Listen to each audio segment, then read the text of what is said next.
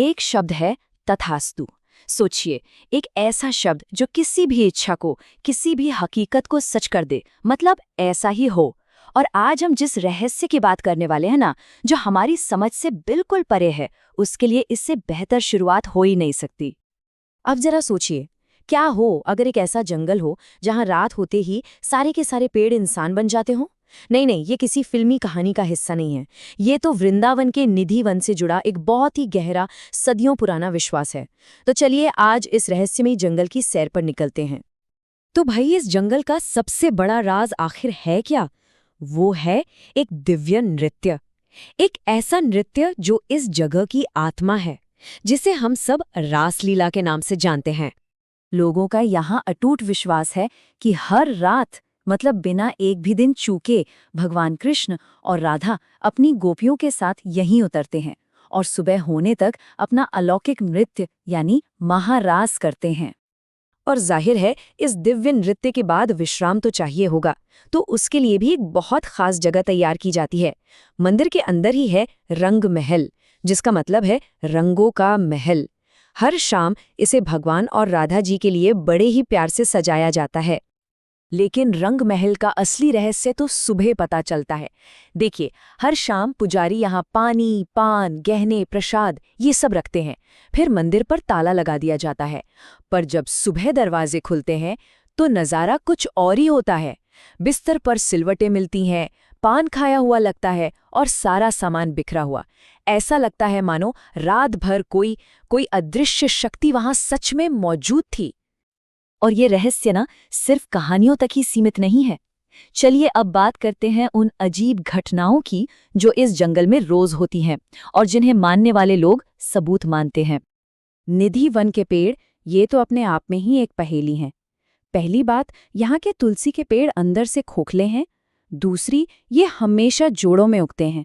इन्हें राधा कृष्ण या फिर गोपियों का जोड़ा माना जाता है।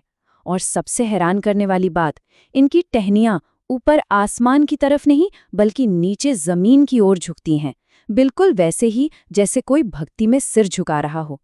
और हाँ, यहाँ से एक पत्ती तक ले जाने की सख्त मनाही है। 16,108। आखिर ये नंबर इतना खास क्यों है? क्योंकि माना जाता है कि ये पेड़ असल में भगवान कृष्ण की 16,108 गोपियां हैं। वही गोपियां जो हर रात इंसान का रूप लेकर रास में शामिल होती हैं और सुबह होते ही वापस पेड़ बन जाती हैं। दिन और रात का निधिवन मानो दो अलग अलग दुनियाएं हों। दिन के वक्त तो यहाँ हजारों बंदर, पक्षी और भक्तों की भीड़ रहती है, खूब चहल पहल होती है। लेकिन जैसे ही शाम के 7 बजते हैं, एक अजीब सा गहरा सन्नाटा पसर जाता है। सारे के सारे जानवर और पक्षी पता नहीं कहाँ अचानक गायब हो जाते हैं और ये जगह बन जाती है एक फॉरबिडन जोन। लेकिन सवाल ये है कि अगर कोई हिम्मत करके अंधेरा होने के बाद भी यहाँ रुक जाए तो बस यही से ये रहस्य और भी गहरा और खतरनाक हो जाता है, क्योंकि इस दिव्य नृत्य को देखने की कीमत बहुत बड़ी है। यहाँ एक सीधी साधी लेकिन बहुत ही गंभीर चेतावनी है।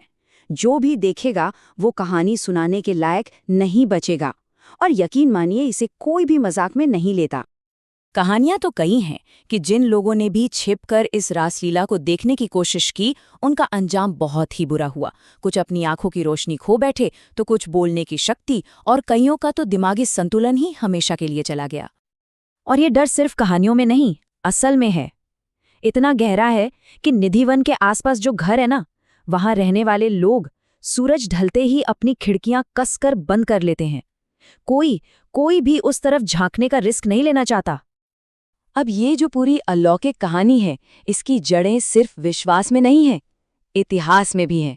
और यही इतिहास इसे और भी ज्यादा पवित्र बना देता है।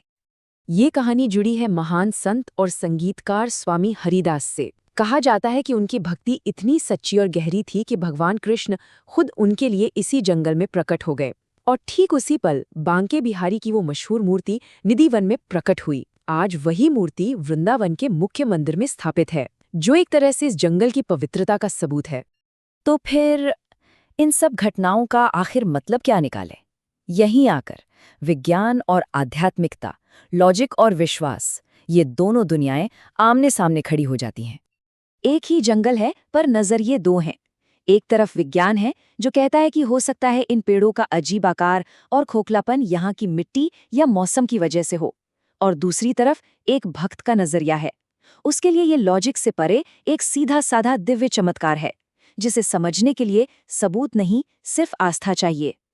तो आखिरी सवाल वही है, सच क्या है?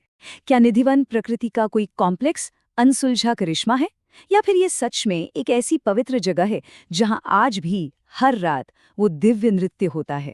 शायद शायद इसका जवाब हर किसी को अपने अपने विश्वास में ही खोजना होगा।